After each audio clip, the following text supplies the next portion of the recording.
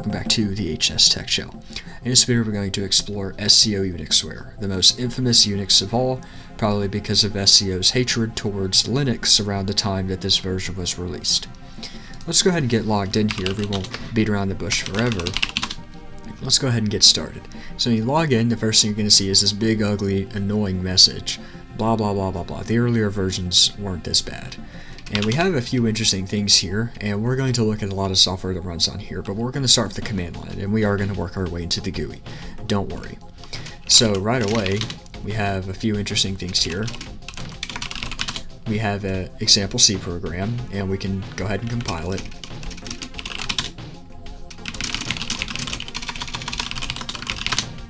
Of course, the C compiler works. There's no reason for it not to.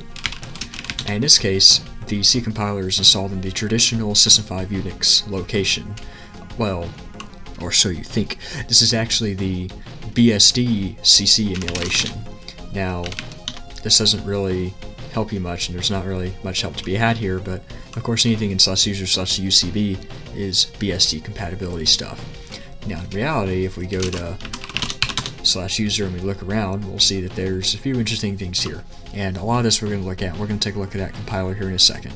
We have X11R6.1, we have our classic ADM and our admin directory, we have CDE, here's the C compilation system that holds good old-fashioned AComp, GNU, you can guess what that is, Info, you can also guess what that is, we have Java and Java 2. Java 2 is Java 1.2, Java is Java 1.5, LBIN, Linux compatibility, LMX admin, this is for something completely different and we'll look at in a bit, Merge, this is probably the most interesting program we'll look at on here, Net, News, all this is pretty standard stuff, Netscape, and BSD compatibility.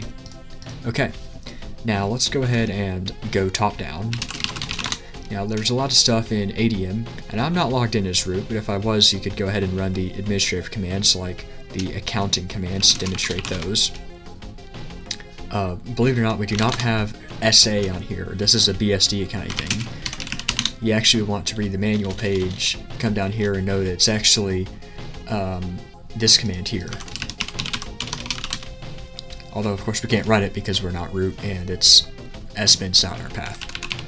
Some of these are though. ACCTCOM will just display every command that's ran. Of course you'd want to, if this was a real system, you would want to make this such that only user root could run it. Okay, let's look in CCS. Okay, well here's our C and our C++ compiler. Now, you may note that, oops. Okay, well that's kind of odd. Well, that is certainly quite, oh. Yeah, sometimes backspace doesn't work properly. You have to watch out for that. Because sometimes you can just backspace over the shell prompt and end up with impossible stuff in there. Okay, so we have two versions of the C compiler. One of them is a BSD compatibility wrapper that will include /user/UCB include in the default header, I guess, include concatenation, I guess you could say. So if you want to use a BSD version of a header, it will come first in the search path. Note here this double cap C. This is a C++ compiler, although it's not what you think it is. I'm not going to demonstrate it because it's an ancient version of C++. But other than that, we have the standard stuff. We have common object file format to ELF conversion. We have our POSIX required C89. We have our debugger, so on and so forth. Standard stuff you'd expect. There's, oh yeah, and of course LDE. There you go. That is actually a System 5 thing, not a BSD thing. Okay. I don't actually have any games installed. I have an older version of GCC here that isn't that good. That's the SCO provided one. And then I have my custom, really new GCC that works shockingly well and somehow actually works. Unfortunately, I can't get C++ to build properly with it, but that's okay. And that is not properly set up.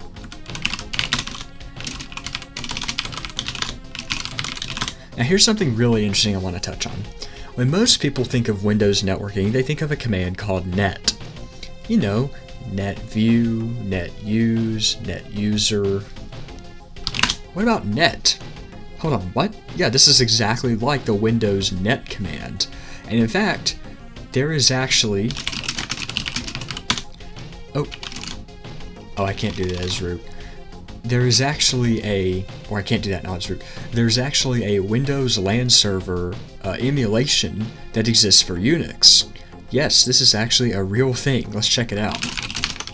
Actually, first we need to net log on. Now, we're going to log in as... We're actually going to log in... yeah, we'll log in as administrator. With our password of 123. We're going to go ahead and do net view. Well, look at this. What do we have here?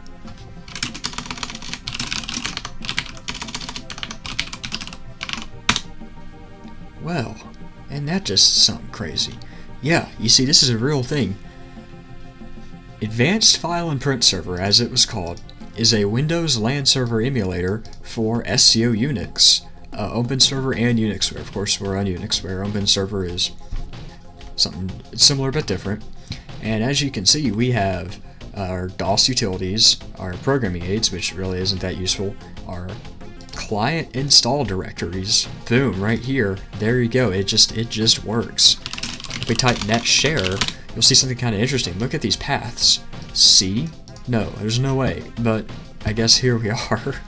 Of course, we have our C dollar share, our IPC dollar share, all stuff you'd expect to see over on a Windows LAN server system like a Windows NT or a Windows for Workgroups or even a DOS LAN Manager. Here we are. And this client here, we can just go var LANman shares ns clients. Oops.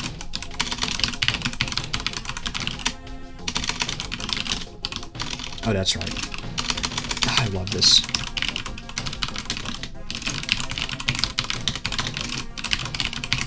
If I can type, that would be amazing.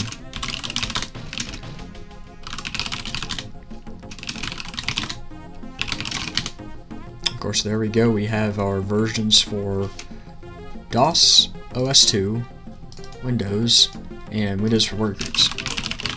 MS Client is also actually a DOS version. But there you go. Now, this actually works with other systems as well. For instance, I actually have a Windows NT domain that's configured with the same administrator password as this.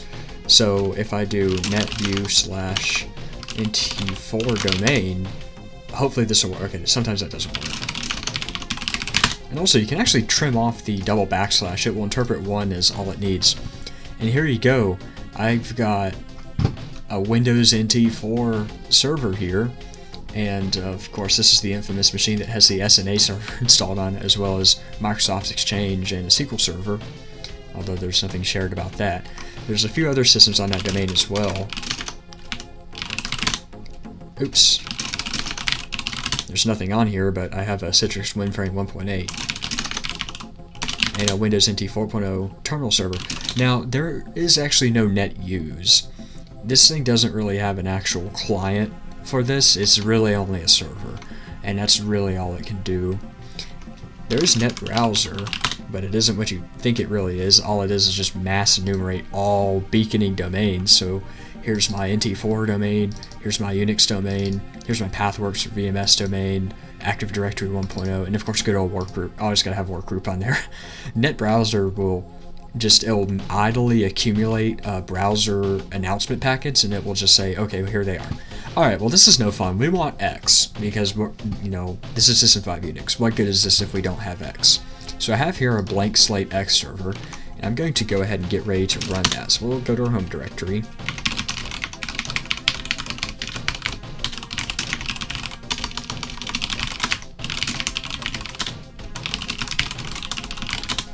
And we'll go ahead and switch over to that. Okay, the screen resolution's a little messed up there. There we go. I apologize for the black bar at the bottom. That's actually usable screen space, by the way. It's just the X server got resized right after I started. Okay, so this is the slightly modified version of CDE. You may note this is not what you would expect from standard CDE. Maybe you saw the OSF1/True64 video. Same thing here, but nonetheless we do have a somewhat functional browsing environment here. We have this extremely slow file browser. We have a terminal environment that we can use, and sometimes the font size works. Yeah, the font size does work. Also, I don't know if you can really note the font here. This is kind of low resolution, but this is actually the correct font size. Oh yeah, also this version was ported by some company called, okay great, I've highlighted, now I can't unhighlight. This was ported by some company called Triteal. They got a license to the CDE source code, and they bought it to PC UNIX systems. So even though it calls itself Triteal Interactive Desktop, or Triteal Enterprise, it's actually just CDE. Yeah, Triteal more like Tri-Optimum, you know, they're a pretty weird company. Alright, well we have mail on here. For whatever reason I have a massive amount of annoying spam mails. Well, that's okay. I can't really say I didn't expect it. Also, I mass forwarded a bunch of emails to me, so that's why I have all these. And that's just a standard mail client. And it works exactly like you would expect. If you have any other SMTP servers keyed into your host file, you can send mail to another system. When you minimize a window, of course, it'll iconify it there. We'll just minimize everything we don't need. Here's our text editor. Here's our icon editor. And you can guess how this works. Horribly. Now, if we save as, you can get this thing to export a standard Xmotif Pixmap icon. We don't need this though. Yeah, we'll get out of here. We don't really need a text editor. Okay, now this is where it gets interesting. This is what everyone's after. Everyone's after this. Everyone wants to see, you know what. Everyone wants to see the documentation. And everyone wants to see the admin tool as well. So let's look at both of those. Because this is really interesting. This whole thing is actually a TCL system here. So we got our account. Yeah, okay, we can't do that because we're not root. Print job manager. Let's just open everything. Okay, for whatever reason, the printers don't actually show up. SCO-Admin Setup Wizard. You don't really see wizards on... Okay, we're going to not run this before I break this. You don't really see wizards on Unix systems. That's more of a Windows thing. Let's see. Serial Manager. I do have a serial port on here that is enabled as a terminal line. This is actually a virtual machine, by the way, and you'll see that in a second if I do psr info-v. Bum bum bum. Yeah. Okay. Also, if we do uname-a, there's also uname-f, and this will tell you our host name, our bus type. There we go. QEMU virtual CPU. I'm not going to hide it from you. This is a virtual machine. Now, I'll make a brief mention about SMP on UnixWare while we queue up another demonstration here. SMP on UnixWare isn't really that good.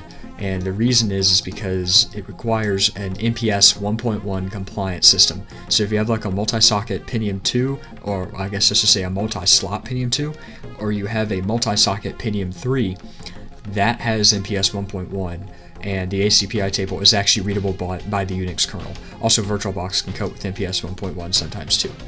Okay. Well, believe it or not, there's actually... Yeah, okay. There's actually nothing in the system admin directory on here. They want you to read the manual, but it doesn't actually tell you how to do this. In reality, you just should invoke SCO-Admin. And we're going to look at this here in a moment. I do have on here a version of Mozilla. And yes, this is like Mozilla. Okay, it's 1.2. I thought it was 1.1. Still pretty antique, but nonetheless, it works. We also, of course, have Netscape. And, of course, this is Netscape Communicator. The same one everyone knows and loves. Yeah, wow, okay. Good grief. There we go, 4.6. Now, you're probably noticing something here. I don't know if you're really here to learn about Netscape, but you can see that the similarities are striking between Mozilla, aka Firefox, and Netscape Navigator. That's because Mozilla is just open source Netscape. Now, Netscape uses a Xmotif user interface wrapper. Mozilla uses GTK, so that's why the look and feel is slightly different between the two of them. That's just because of that. Alright, let's look at something absolutely ridiculous. There exists the most unusual, perhaps, virtual machine / emulator ever. It's called Merge.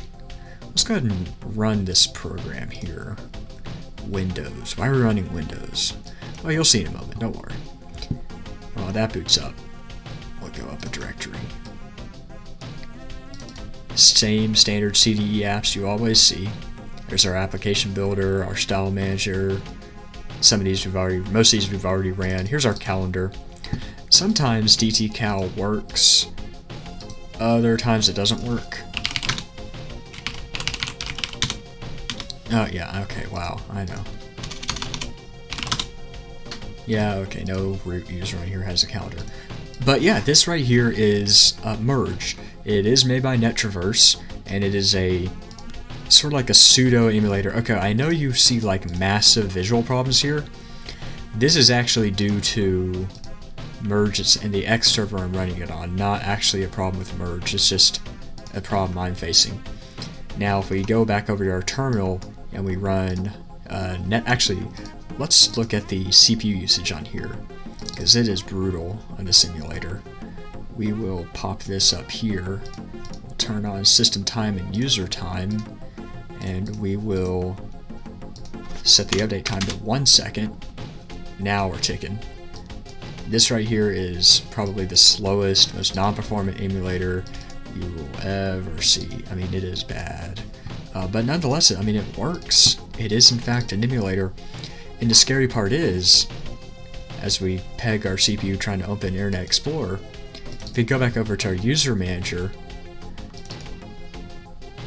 this right here, this is the root of the drive under our user directory. And for what it's worth, there is also a DOS version of this as well that we can run. Now, it is literally just, well, I guess you could call it DOS 7. You've probably seen like the bootleg DOS 7.1, 7.2. This is basically it. This is just the DOS kernel from Windows ME that's running sort of standalone.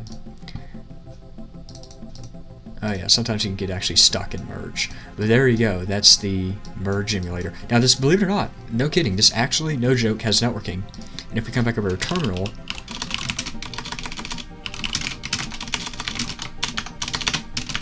if I can type here, let's see, which one of these is, I'll know it when I see it. 8458, I think that's it. We're about to find out.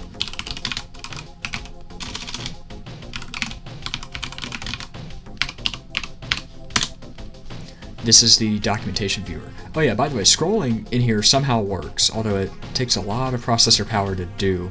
This really isn't readable, so let's actually use, we'll run Netscape for this, and we can actually view our documentation at, yeah, this does actually default to caldera.com, so you can sort of gauge when this is from. Oh wow, that was extremely slow. Scrolling doesn't work on here because this is antique, but this right here is your online documentation browser, and most of the System 5 Unix systems have this. Linux kernel personality. I actually don't have this installed, unfortunately. We'll go just some random page. Networking, TCP/IP. Wow, okay, we don't get to learn about UDP. I guess we'll learn about TCP wrappers. Of course, Netscape with the classic gray background color. If you fire up Mozilla, you're not going to see that, simply because it uses a white background color.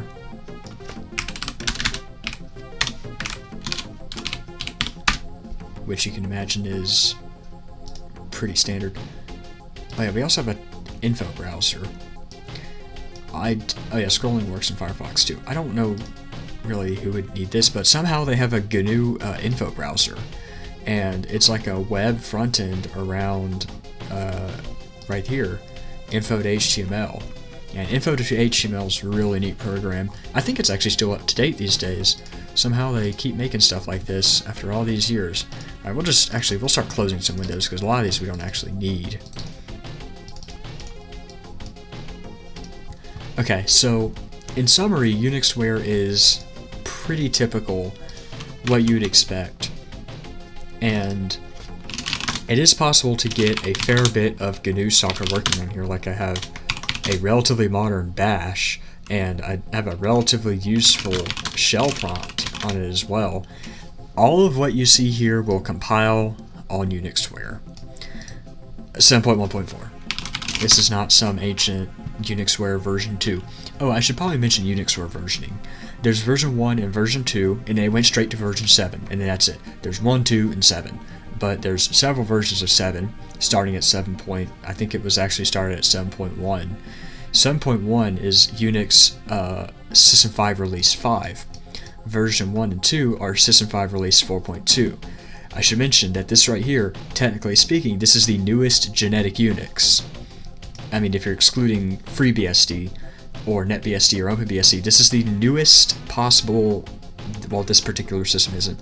There's a newer version of this from 2017 called UnixWare Definitive 2018, which I guess is kind of like car models. It's always a year ahead of when it really is.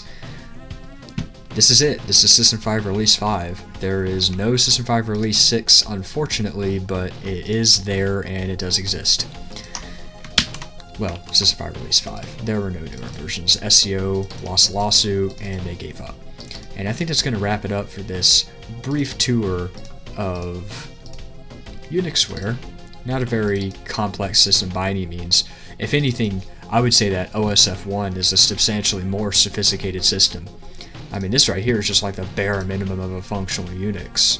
But nonetheless, it is something that does exist, and it is pretty fun to mess around with. But with that out of the way, I'm going to go ahead and drop out of the video here, and y'all have a good one, and next we'll probably look at AIX version 4.